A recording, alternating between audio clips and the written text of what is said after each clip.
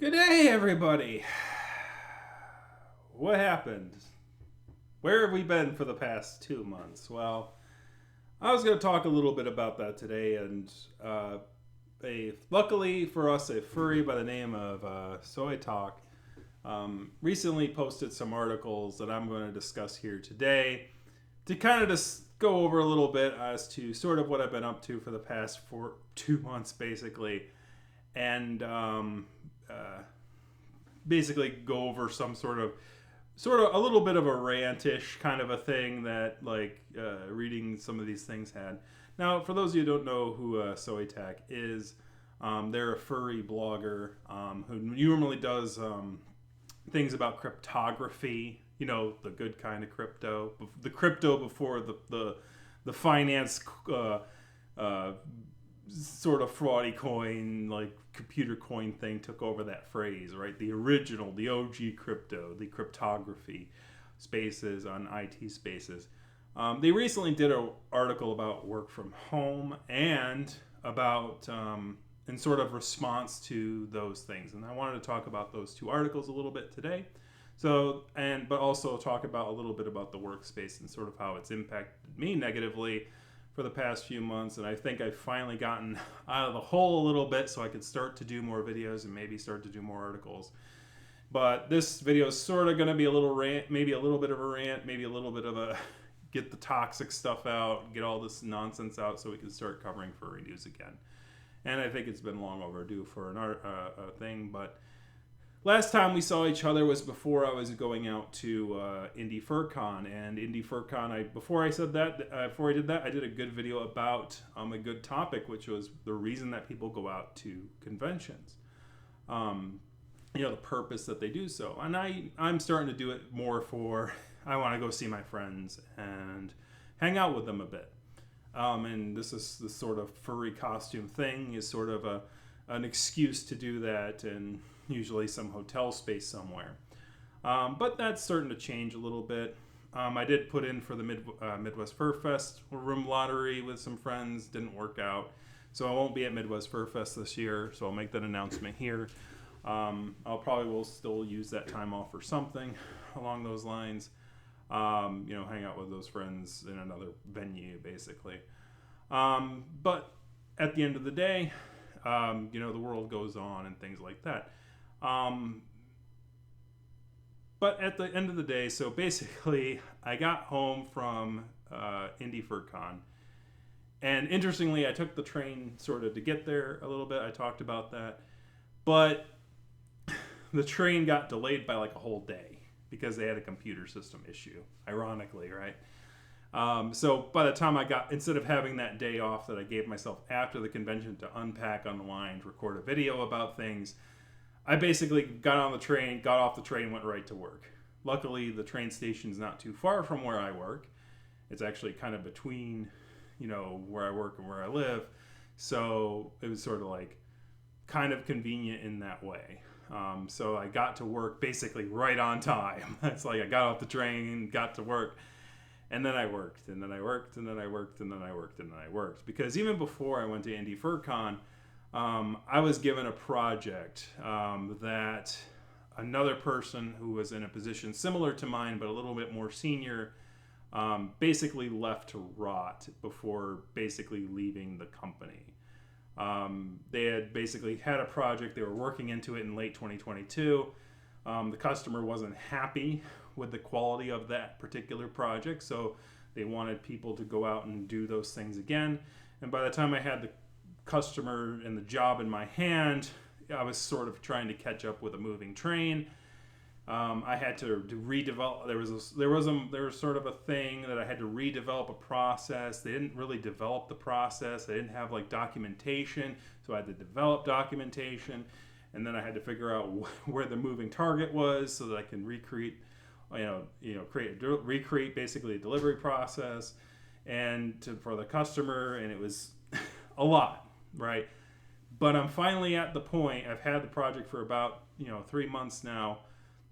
I've put in the overtime and the hours to get it working right, even though the other person was probably a hard, dedicated worker. But the problem is that they did the thing where They were doing a bunch of menial tasks on their own without incorporating it into documentation or thinking about how to make the process easier for themselves. So unfortunately, when they were given more and more and more projects, like the rain just kept stacking up. The ground never absorbed anything, because that's unfortunately when you get into a higher position in your career, you have to understand that there are people down. Like, you have to kind of respect the hierarchy a little bit, in that you shouldn't, even though you know how to do all the menial tasks because you were there yourself, you need to disseminate that so that way you can do more broad views, right? You can help more broadly with the team to help coordinate the things rather than doing every menial task yourself. Especially since, you get paid more and more as you advance, right? That being said, I've gotten to the point where I've caught up so that most of the things that needed to go out and delivered are basically out and delivered, and just like a few more like things from the last year that I've got to clean up before things, and it should be done by the end of the month. Finally done with 2022, but 2023 is active and it's growing, so like I'm just got to keep up with it. That being said, I'm confident in the future that I should have more time to sort of do more videos and more articles. So that's my sort of premise on where I've been in doing that. So now we're going to bring in the other sort of side of the debate, where I've had this career, this job that I've had for this company for about 13-ish, 12, 14-ish years at this point. I went in there in early 2010. And I was used to going to the office and things like that. So I still kind of do go to the office, and I do it for many reasons. And this is sort of my opinion, right? If somebody works better from home, more power to them, especially if they make a nice space for themselves to do it. I don't really necessarily have a nice office space. I just have a desk with a computer on it. But, if I were told you have to work from home, I can do it. We've done that. I had to do that during the pandemic, just as anyone else did. But I do prefer the office for many reasons. Number one, it helps me get out of the house. It gives me an excuse to get out of the house. It's not that far. When I bought this house, it was with the consideration of where I worked, and it's less than basically 10 minutes to get to and from.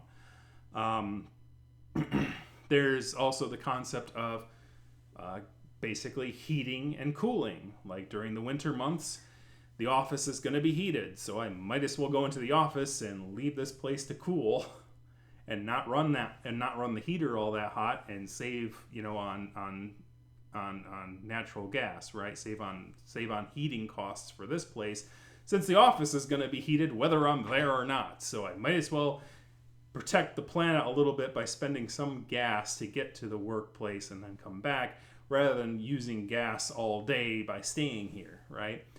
Obviously there would still be some need for gas to keep the pipes from freezing. That's a whole other story. But the same is true of the opposite, right? If it's the heat of the summer, right, I don't have to pay for AC to keep myself cool here if the AC is going to be running at the office anyway. So I might as well just go to the office and save on cooling my house, since no one's going to be here. Now, if other people were here, absolutely. There's no point then. It's like, well, if other people are here and they're not bothersome to me, and I actually like their company and better than my fellow employees, then of course I would stay here and hang out and be jovial with them while doing my work on the side. What you have to do what's right for you based on morals or principles or things like that. It's one of those things. There are going to be some people who prefer working in person so much that, hey, if people force people to work from home, that might be a no-go for them. So it's always important to understand that as an employee, your needs come first. And that is what I kind of do like about the premise of the article, the original article written by Soatok. The idea and the concept of that if you have a line in the sand and you've presented that line in the sand to your employer, basically you should have the gumption to not kowtow or compromise based on your employer, right? That's a very important message, and I think that's a very important message of what is being said here, and I think that's the foundation of what's being said here. And that's why, even despite me sort of being on the opposite end of the spectrum, even though I'm introverted, I do prefer to go to the office because it gets my head out of the home space where I don't like, because I when I go to work, I feel like I approach it with intensity, right? And when I come home, I feel like going like, and I want that sort of temperament to sort of remain.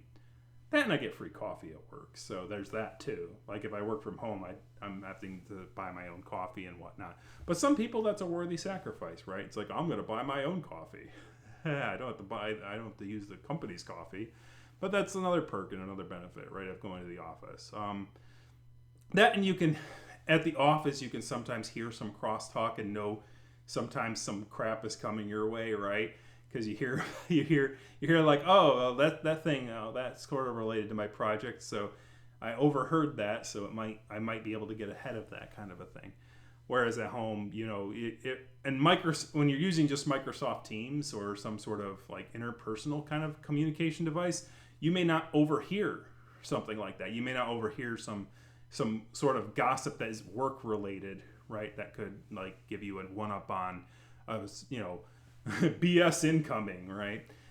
So that's this sort of part of my rant was sort of, there is a thing to be said for working in the office. And by the way, this is why this article by Soatok has been shared usually even outside of his own community, right? Basically, this sort of conversation about, is it better to work from home or work remotely? The answer is that they, like any sort of situation, they have their strengths and their weaknesses. Now, I'm obviously talking about white collar IT / computer / management / jobs that can be performed from home, right? That where there is an option to do it one way or the other. Now, obviously, the working from home thing is sort of the new hotness, but some people obviously are going to tie it with that fact that the pandemic was the thing that pushed it forward, so it's going to leave a bad taste in some of the elderly's mouth. It's like, oh God, why? It's like now when I think of work from home, I'm thinking of the pandemic and a lot of my friends dying because of disease, right? So unfortunately, it was an unfortunate reason that it came into play. So this is where I'm going to transition into the next part of this somewhat rant. And this is where it's going to get a little bit more ranty. This article was popular. It was shared amongst people outside of the furry space, outside of the cryptography space, which is usually what Soatok's viewership is, right? Because it's about employment, and most people are employed, right? In our world, still, right? There are plenty of people with opinions on working from home versus returning to the office or going to the office. So basically, it opens the door to a lot of people who are not usually outside of the niche that Soatok's blog usually communicates to, and that's why a lot of people did that. Now, because it was so popular and there was a lot of there was a lot of critiques and things like that from the blog, Soatok felt the need to respond to all those different things. Now, this is sort of an important aspect of nonfiction. When you write your opinions and thoughts to the world in a blog format or in a news format, it is important to know that when it's sort of similar to fiction and art in this way, in that you can draw your picture, you can write your words, but as soon as it's out in this grand spectrum of the world, right?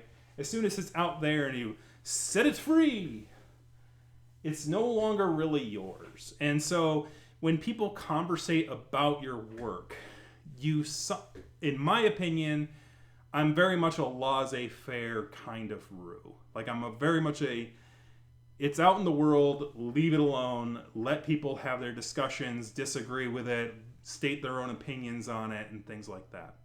Now, if someone makes a direct comment in the video, I may respond. right? If somebody makes a comment on one of my flavor articles directly, I may respond, right? Because this is still, quote unquote, my platform, right? So if somebody's commenting in my description, in my comment section below, and I feel like it warrants a response, then I'm going to respond because, hey, they came to my video and they posted a comment directly on my video or on my article. So they might be interested in a response to their take, right? Because they're putting their take right there at the bottom. That's different than if somebody takes my video and posts it on, let's say, a Reddit forum, or posts it on sort of a news forum, or let's say there's some sort of share thing. So if like I write an article for Flera and then somebody posts a link to it in a Reddit, or I can't really think of any other content propagations. Like let's say somebody went to some sort of Telegram group or some Discord that I happen to be a member of but not really active in, right? And just sort of like a passive viewer. If I see that, hey, people are responding to the things that I said, in my opinion, in my personal sort of view on it, is that if people are talking about the articles that I wrote and or the videos that I created, and they posted it on, and they posted those those statements on a separate forum than directly under my published items, it's outside my jurisdiction. I can read it and I can interpret it, but I shouldn't say anything as myself particularly, because if I get defensive or I do that, I'm going to seem shallow. It's going to be interpreted as, oh gosh, no, I'll do that. Now, I can respond on my own videos as well, right?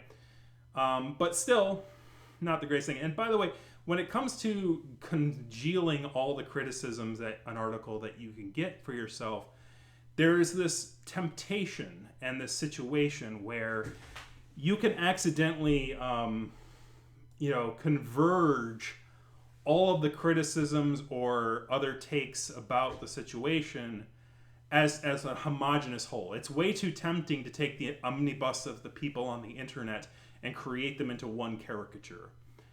And unfortunately, Soatok's response, I think, sort of did that. And I literally had to stop. And I love reading his stuff. His stuff is great. You should check it out. There's links in the description below. And he's done great works for the fandom in general. And like I love all of his stuff. But it's always that one little thing that it's like, I got to talk about this because this is a larger conversation piece. And I have a different take on it, even though I am a furry. I'm sort of on the opposite end of the spectrum. I prefer the office over working from home. I do prefer it. But once again, I'm not going to politically tell you, oh, people who work from home are lazy and they're just JOing while watching a video instead of working or stuff like that. I'm not going to have that sort of bias in that way. Unfortunately, people who work from home will have benefits. They can look after things and keep things going. And on top of that, like they can help around, they can do chores on their downtime for their break if they, instead of saving it all for the weekend. That is something that obviously, as you can see here, there's some things strewn about. There's a thing that I need to use, a broom, whatnot. There's plastic bags hanging off the table because I got to turn in some cans and whatnot. There's chores I have to do, and working from home sometimes gives you an opportunity to use your break time to do some of those chores. There's definitely benefits to it, and if working from home or working from office is a line in the sand from you, and your corporation is trying to force you into one of those pedgy holes, I absolutely agree with Soatok. Get out there and get out the door. But I will say this, prior results do not guarantee a similar outcome. Soatok has a hard skill. He can, it's a hard skill that is in demand. I have soft skills plus hard skills and sort of a mix of the two. I can do sort of both, which is how I can, delegate work and put things in a technical format for other people to accomplish while doing my own tasks and, using my experience to do the harder analysis and ideas. But it's sort of the perfect company for me because it's like I'm dealing with data and I'm not dealing with too many social politics and things like that. That's one of those things with jumping from company to company. It's one of the risks that you have to take into consideration is that company culture is a thing you need to learn, and it's hard to get a pulse on what your company is doing when you first start. That's something that takes experience and time, and that, by the way, takes effort and work just as much as doing the actual tasks that are accommodated to you. So as somebody who's autistic and is more on the ASD spectrum for myself, and it's easier. It's a lot of work for me to learn the culture. Like it's a real challenge. Like learning where things are located, learning the way people organize things, learning how like your boss, the way your boss does things, and the way that and how to help supplement their flaws, right? Those are things you need to learn, and jumping from company to company doesn't really help that all that much.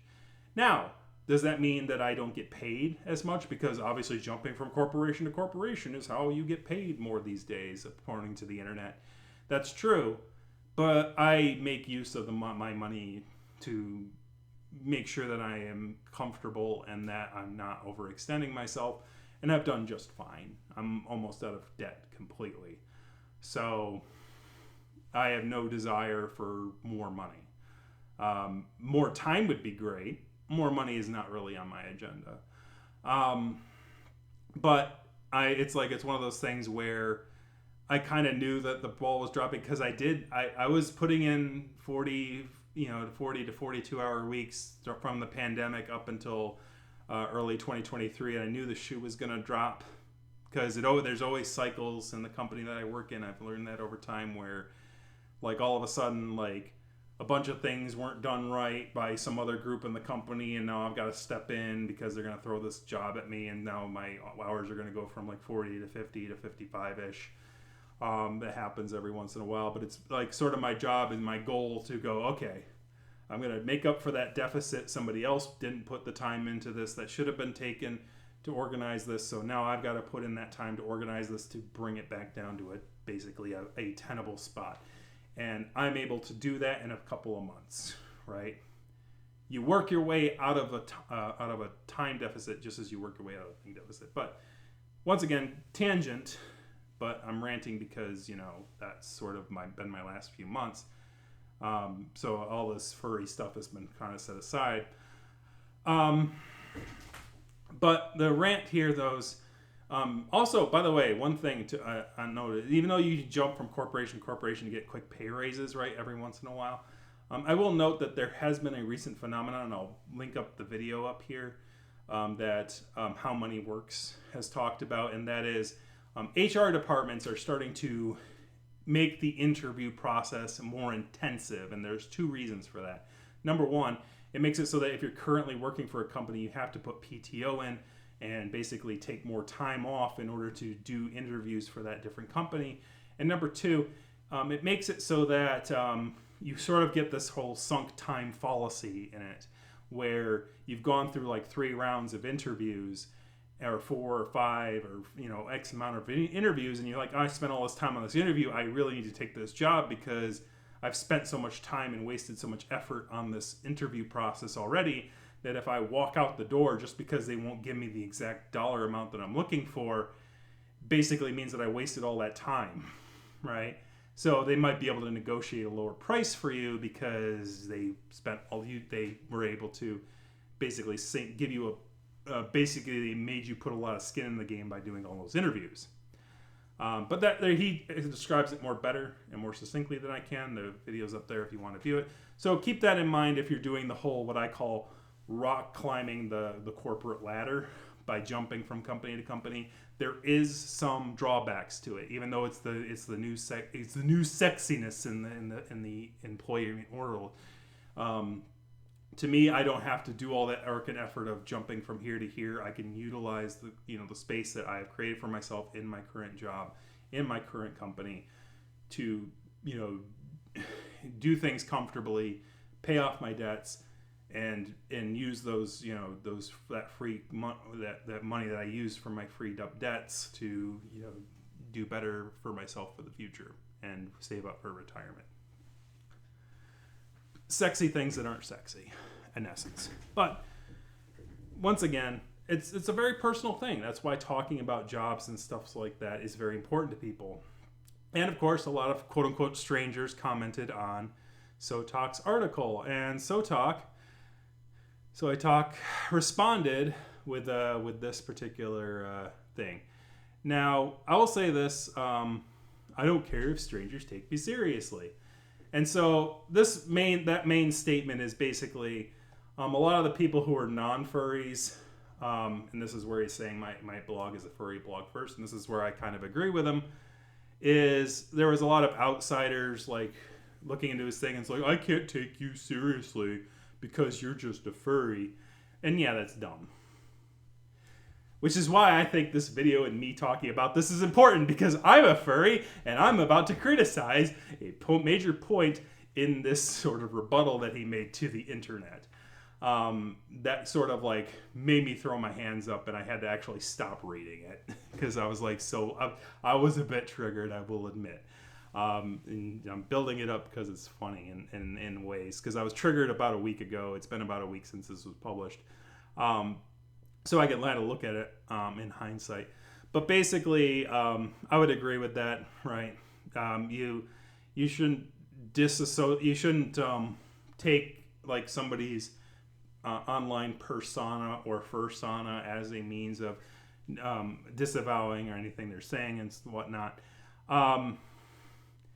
Though, like, obviously there is the old. If I were a lowball troll. If I were like the lowball troll, I would basically go, I don't care. Then why are you writing an article, right? That's the lowball. That's the low bar stuff, right? But I'm not going to do that. That's just petty. It's like, you obviously care because you wrote a whole article about it. That being said, I think there is some good places for responses in nonfiction. I don't think this was one of them. But I do think that, like, if you're doing a tutorial, right, and somebody asks, and you get a bunch of commenters, and you get, like, thousands and thousands of commenters, like, asking questions and being inquisitive, a great time to respond, and that's sort of when it's good to respond, is, like, you go to these other places and you see that a lot of people are commenting and having, like, questions and stuff like that, is you take a kind of consensus of those questions that people are asking, and then you do a follow-up article and going, based on this article that I just wrote, there's a bunch of questions, and here are the answers to it. Being helpful, right? Not being defensive. Because I think this is the big thing I kind of had with this sort of follow-up article, is that it's defensive. It's like, oh my gosh, everybody on the internet's paying attention to me. Let me be defensive and like say, this is why the internet's stupid. And, you know, it's entertaining, and a lot of people like that kind of content, so I'm not going to stick my nose up at it. But I mean, it is what it is. Now, I want to make a note of this comic here. I love this comic. It's kind of funny, but I will make a reference to it. It's like, I don't like the thing you're doing. Can you do some different thing that I like? I will increase the fucking thing. So this is about furries. Like, people are like, I don't like furry. Can you like not be furry while talking to me? And it's like, sorry, I'm going to be furry. Sorry. Like, it doesn't matter. I will. Like, it doesn't, if that's offending you, I'm going to keep doing the thing that, if quote unquote, offends you, right?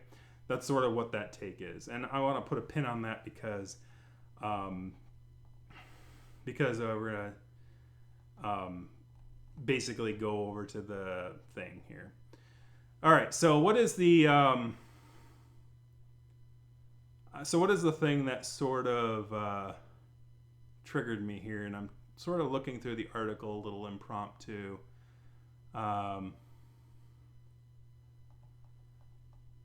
Here, and it's in the next section, I think, of what do you even do here, basically in reference to The Office, like basically, you know, crapping on his credentials because he's a furry and whatnot.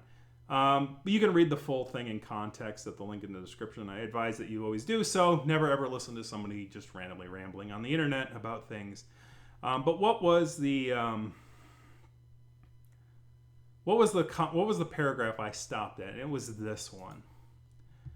The comments that spawned from this ignorance seemed to think that I was just an easily replaceable cog, soon to be obliterated by new grads, or at risk of being obsoleted by the dreaded specter of outsourcing.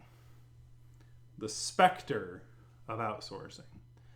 Now, when somebody says specter of outsourcing, what that means to me is that it's a fabrication. It is it's something that doesn't exist. And this is where the rant's going to come in, because it's not a specter.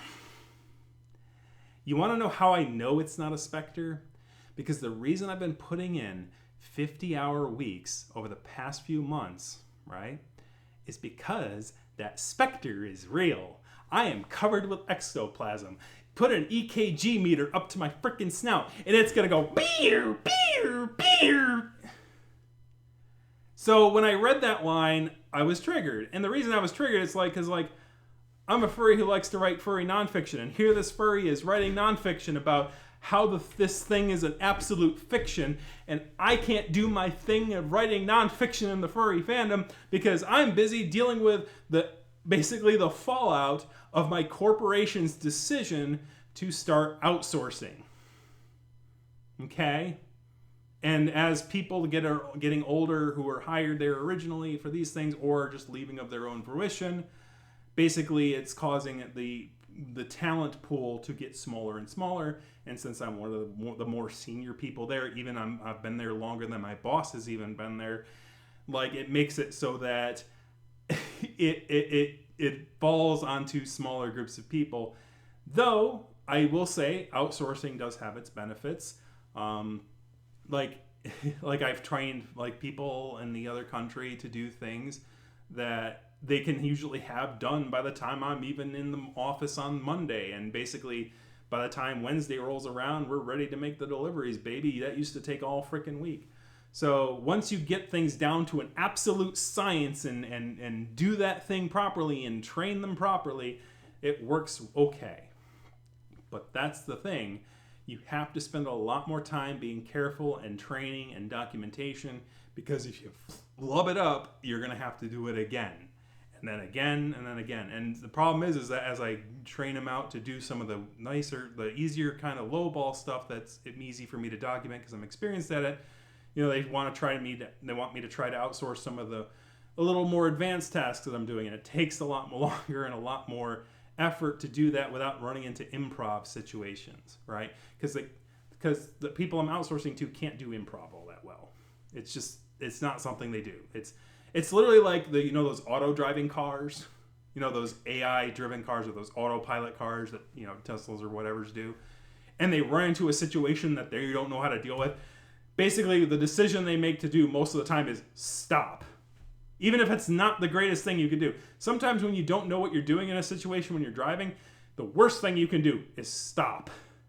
But stopping is safer because you're not moving. It's not safer for other people because they're moving. It really depends on the situation. So you really need to be able to know the laws, but also read the room and improv based on the situation at hand.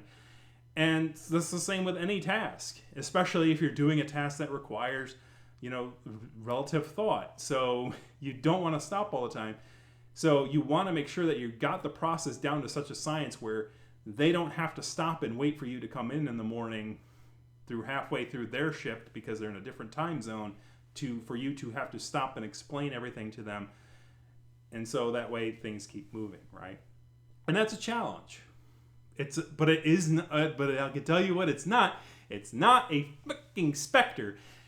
By the way, the reason that Soatok probably wanted to call outsourcing a specter is for one of two reasons. Number one, he is in a position where he doesn't have to deal with outsourcing.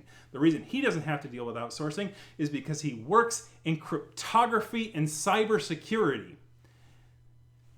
Corporations are typically not going to outsource that to a different country because of something called xenophobia, which is the reason he probably called it a specter in the first place, is because of that concept called xenophobia. But ironically, it's that very same xenophobia, which is why American companies are going to hire Americans to do their cryptography and security analysis, is because of that very same xenophobia that he's basically sort of kind of accusing those other people of, by saying, oh, it's a specter, they took her jobs, ha ha ha, right?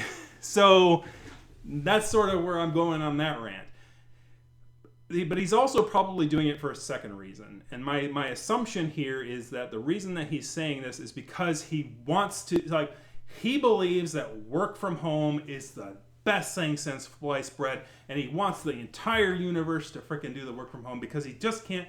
It's just not a personal preference for him. It's a political statement, right? The corporations want to have control over you. That's why they want you in the office. They want to have absolute control over your life and your things. And you saying, I want to work from home, is you sticking it to the man. It's a political thing. And so the concept of outsourcing being caused by the concept of remote work is sort of an inconvenient position because it's a warranted position. But the most important thing is it's not the fault of workers demanding to work from home. That is not what caused outsourcing. Outsourcing was the nail in that coffin that corporations would start to outsource the sort of lower skilled, the quote unquote semi-skilled work to countries that have cheaper education systems and more people to throw at things, and still have somewhat technical skills that sort of are on par, with a person with a 2-year or 4-year degree in the United States, and less expensive because guess what? They get that education for a lot less, right? Than we get it from over here, which is another situation, but that's a whole other rant. And I'm already ranting enough as it is. But basically, what are we talking about again? Yeah, the idea of outsourcing. Companies, as soon as the pandemic hit, that nail was there. The concept of outsourcing white-collar workers, similar to how we outsourced blue-collar workers in the earlier days, right? That nail was in the coffin as soon as corporations had to dedicate IT infrastructure and planning and corporate planning to include work from home options because of the pandemic. And it wasn't even an option in the pandemic, right? You were forced to work from home. So the IT department was forced to take time out of their day to make sure that we could establish a work from home environment. And as soon as that protocol was established, as soon as it was doing hey, we can actually get this work from home and remote work thing to work with this company, as soon as that infrastructure was put into place because of the pandemic, irregardless of any political beliefs about remote work or internal work or whatever, the nail was in the coffin. Outsourcing was going to happen. Because somebody in the corporation, because as soon as employees started going, hey, I can work from anywhere. Isn't that great? The person upstairs, seeing inflation going as it is, and inflation is not as bad in the United States as it is in most other countries in this world, see the strengthening dollar against the weakening other dollars because of differing inflation rates, and they're looking at that and they're going, hey, if they can work from anywhere, I can hire from anywhere. Isn't that great? Now, obviously, they're going to do their due diligence and research to make sure that the people have the technical know-how to even be comparable to the skills and sets. But I'll say this. I worked for that company for over 10 years now, 13-ish years, right? When I was hired back in the day, I was hired in a position that's no longer available in the United States, right? I was hired as one of their workers. And I think one of the tragedies here is that no matter how, and the reason that we have to kind of get used to the idea in our corporation to basically write everything out for them and not expect them to do any analysis or thinking for themselves, one of the reasons is not really cultural, and it's not really that. It's because they have no incentive to.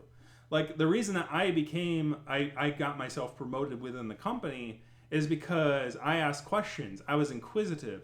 I learned the systems using my computer science background to understand how the program works, and basically, understand the checklists, kind of get annoyed at it a little bit and say, well, what if I just do this, this, and this to replace this one step to replace these 3 steps, and then do this thing to do, replace these steps and these procedures. And a more comprehensive procedure developed from it, right? One that was adapted by a lot of other people in the company and actually put into sort of a solid, consolidated checklist. And at the end of the day, right, the idea of the checklist, right, we didn't even have those when I first started there. They were just like little notes on a Excel sheet somewhere about like different things for different projects, instead of having like a checklist with maybe another tab that had those kind of notes on it. It's evolved into such a way where there's a lot of good information, and it's easy to get information at a glance. And some of these people that just get jumped into the company to be coordinators or to be sort of, manager sort of styles right off the bat don't have that experience. And tragically, that sort of interplay and experience to growing up to that position isn't going to happen as much, unless my company plans on immigrating some of those workers they outsourced, which if they were ethical they would, but of course they might not. So here's the thing, I'm not xenophobic. So some of the people hiring some security folks might be that way, but I think that's the bigger tragedy. Now, obviously, it's like, well, what about jobs for your neighbors? It's like, well, there's plenty of work to go around, even without the jobs that I'm doing here. They just need to go out and get it, right? So that to me is the thing. It's like I don't see things in that way. I'm not angry that we're outsourcing. I'm just it takes some effort and some time to get things working, right? And that's the reason that I haven't been posting as many videos, and that's the reason I haven't been posting as many articles. So thank you for letting me rant about it. But I can tell you for one thing, it's certainly not a specter. Outsourcing is not a specter. Outsourcing is here, and basically we have to adapt and get used to it. But at the same time, we live in a time where you don't have to let your employer push you around. I would still agree with Soatok's primary premise. If you put a line in the sand and your employer crosses it, then you walk. You have your dignity and you walk. You search things. Always, if you're employed, always keep your resume fresh. Like every 6 months or so, even if you're working or not working. Have a Word document that's your resume. Keep it up to date. Keep it refreshed. Keep one foot in the door. Pay off your debts, and build up a savings thing so that you can weather a storm, whether it's shifting jobs or things like that.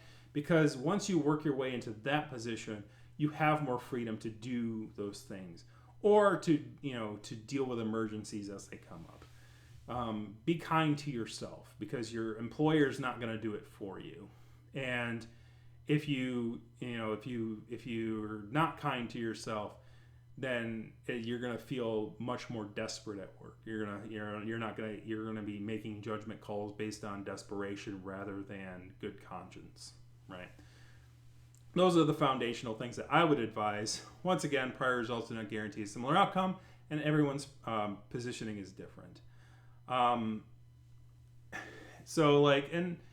And I'll end on this note. It's like, it's sort of a privilege in a way to have skills that you can jump from one employer to the other.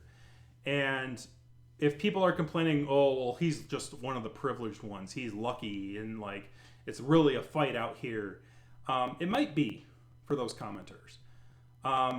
There is this concept by an old meme on the internet, and it was spoken very clearly. Some say dry while others feel the pain. Right? Chocolate rain. And even though it was a catchy meme when I was younger, when I grew older, I finally somebody told me, it's like, no, this is actually talking about what it means to be black in America. And I'm like, oh, wow, that's actually very powerful. Even as as sort of weird that the memes sort of made it seem dorky and whatnot, it was actually a very powerful song. The lyrics are very powerful. And it is a very strong concept, right?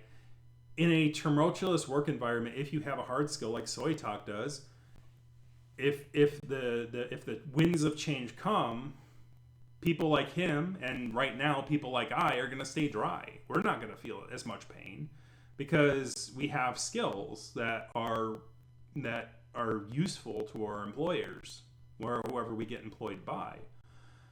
For others, that's the subtle changes of these outsourcing situations is going to be a lot more. They're not going to stay dry. They're going to feel the pain. Let's talk about the GLBTQ space as a finale here. There are certainly people in the GLBTQ community who have had to deal with the pain, as the song "Chocolate Rain" said, that have had to deal with neo-Nazis and violent zealotry, sort of bigotry, and things like that from particularly hostile religious types and governments, right? And sometimes what can happen is that in a shared GLBTQ space, there might be somebody who is bi or gay who may say when confronted with somebody who is a little bit more militant or like defensive or concerned about the future of other people's behaviors being more hostile to people who are non-heteronormative, they might go, you might see one of those, gay folks going, well, I don't see, things are not that bad, right? I've never dealt with that hostility, right? That's seen as a privilege, right? That person grew up in a privileged position to never have to deal with that zealotry, to never have to deal with a government that was openly hostile to their existence, or to have to be concerned about a future where the government can shift into something hostile to their existence because they didn't experience that abuse themselves. And in essence, that's similar but not equivalent, what I feel, to this concept of the specter of outsourcing.